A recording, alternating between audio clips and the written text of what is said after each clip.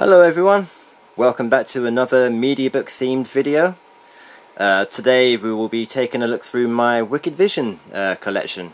Once again, another German label. They put out a lot of diverse stuff, not all of it to my liking.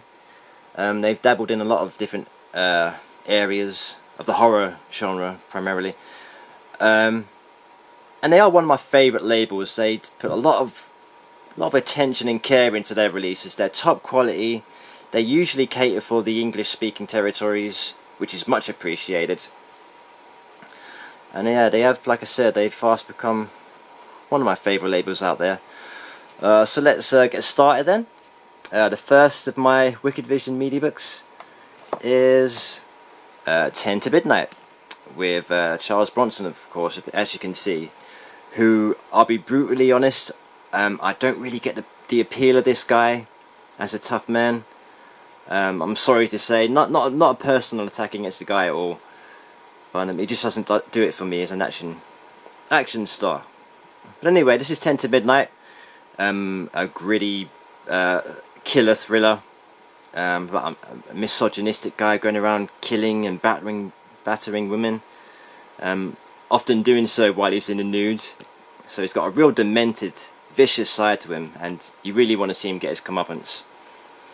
It's a good film, yeah. 10 to Midnight. Next up, we have the absolutely beautiful looking release of The Devil's Backbone. This is a brilliant film. It's one of the best from Guillermo del Toro. Absolutely. It keeps swapping either this or Pan's Labyrinth for me as to which is Del Toro's best film, but this is a real beauty of a release, and this is what I'm talking about with the effort they go to make their media books really stand out on the market. And this is one of their best. It's one of my favourite looking media books. Absolutely beautiful, and it is in English friendly because it is a Spanish made film, but you do get the English subs. So that's The Devil's Backbone. Next up, we have the sequel. Gate 2 to the first one, which starred Stephen Dorff, a young Stephen Dorff. He's not in this one, but yeah, this is okay. Not as good as the first or as enjoyable. It is unnecessary as a sequel, I think, but it's a decent way to kill an hour and a half. You know, it's good, mildly amusing fun. It's for the younger teen audience, really. So that's Gate 2. Next up, we have another Spanish movie called Tsys, which is recommended. It's a good murder mystery thriller. Worth a look if you're into your horror films, because that is a running theme through the story of this film. It's about violence in movies, and it's yeah, well worth a watch if you haven't seen. It is Spanish, but you get English subs, so English-speaking population is catered for there. Next up, we have Dr. Mordred with Jeffrey Combs, which it's okay. It's not as good as I was hoping it would be. Special effects look very dated now, but it's not too bad. Next up, we have the trash-tastic Revenge of the Zombies. Absolutely terrible film, but it's entertaining nonetheless. It's a bad film, but it's got one of the best twist endings I've ever come across in a film. It just completely, wow, flabbergasted me.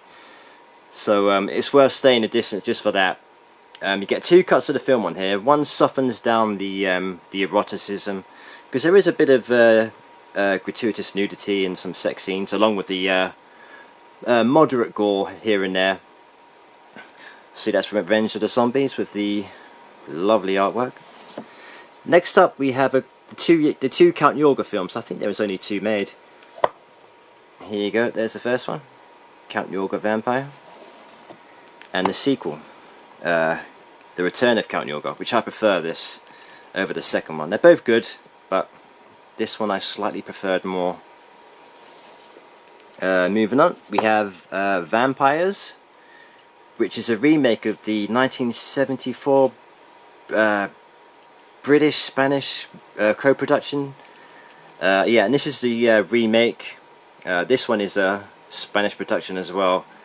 Not as good as the original. It does give it a good go. It does try, but it just doesn't have the budget or the location to put it off. There's a lot of softcore sex and nudity as well, and a bit of blood here and there. But it's not a great film, to be honest. But it's a good effort. Moving on, we have the really enjoyable and funny Blood-Sucking Bastards. This is highly recommended if you like your horror comedies. This is really good fun.